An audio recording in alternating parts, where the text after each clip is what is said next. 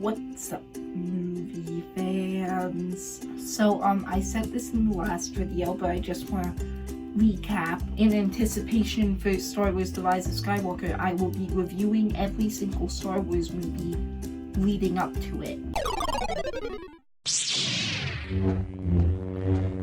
Yeah, today is episode 1, Menace, a movie that a lot of people do not like, so I'm just going to get right into it and talk about my thoughts on Phantom Menace. I'm going to start by saying I actually don't think this movie is as bad as most people will tell you it is. It isn't good, but it's not horrible. Starting off, I want to talk about the action. Now, the action in this movie, it is from 1999, so the CGI is a bit outdated, but besides that, I actually think that the action in this movie is really good. In particular, the final battle between Qui-Gon, Obi-Wan, and Darth Maul, I thought that that is probably my favorite lightsaber battle in all of Star Wars. I love the final battle with all of that, and a lot of the other action scenes are done really well. Yeah, I'm just going to start out on a positive note there and say the action is great. Moving on to talking about the story. Now, one thing that I don't like about this story, the movie story, if you actually back up and look at the entire Star Wars saga, this story didn't necessarily need to be told. It doesn't actually really add anything to the rest of the franchise, which is really bad, especially when this is supposed to be the start of the franchise. So, for one thing, it, takes place years before Attack of the Clones, which is fine. It doesn't really develop any of the, relationships that are supposed to make up the prequel trilogy. Anakin and Obi-Wan's friendship isn't developed, because most of the time Anakin is on Tatooine and Obi-Wan is left in the ship. It doesn't really develop Padme and, Anakin's relationship that well. They develop it as if it was a friendship. It doesn't really say something like, oh, these two people are going to get married in the next movie.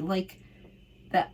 There were a lot of things forced about that to begin with in Attack of the Clones, which we'll talk about that next week. But still, this movie started with that. And, honestly, at some points, it's better if you don't watch this when rewatching all of the Star Wars movies, because the Metachlorian part of it is just so dumb. The Metachlorians being the thing that make people be able to use the Force, that was just really dumb, because the Force works better as something that anyone can do, like the way Last Jedi presented it. But nope, this movie had to ruin it. Okay.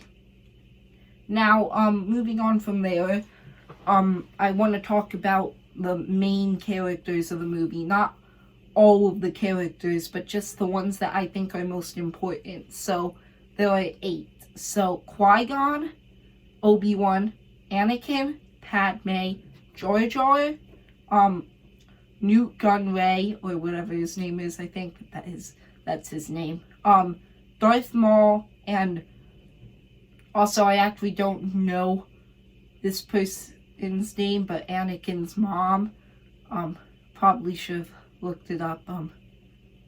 I don't know her name. Qui-Gon and Obi-Wan, I think, are great. I think that Obi-Wan's arc of him playing by the rules and Qui-Gon breaking them, and Obi-Wan learns that it's okay to break rules if you are doing it for a good cause. That was sort of a arc that Obi-Wan had in there, and I thought that was good.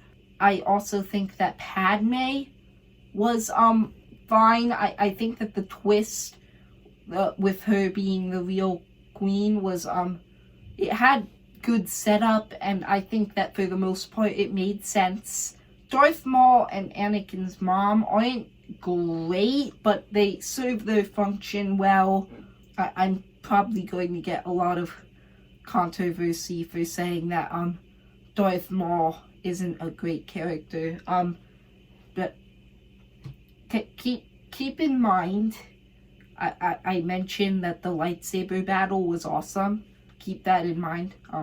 The three other characters are where the characters really start to get really bad. Newt Gunray, for starters, isn't a good villain. He's not really intimidating. He's not really that evil. He feels more like you don't really feel his presence throughout the movie. He's not really that great of a villain. He comes across as more cowardly. I think that Anakin was ruined mostly by bad acting. I mean, and also some bad dialogue. Like, lines like, now this is pod racing are already really, really dumb. And then the delivery isn't great either. I know that's because the actor was very young, but still. The last character is the worst character of all Star Wars, Jar Jar Binks. And pretty much all of the Gungans are just so annoying, and they don't fit the tone of this movie either. They're so immature, and it's just really, really dumb.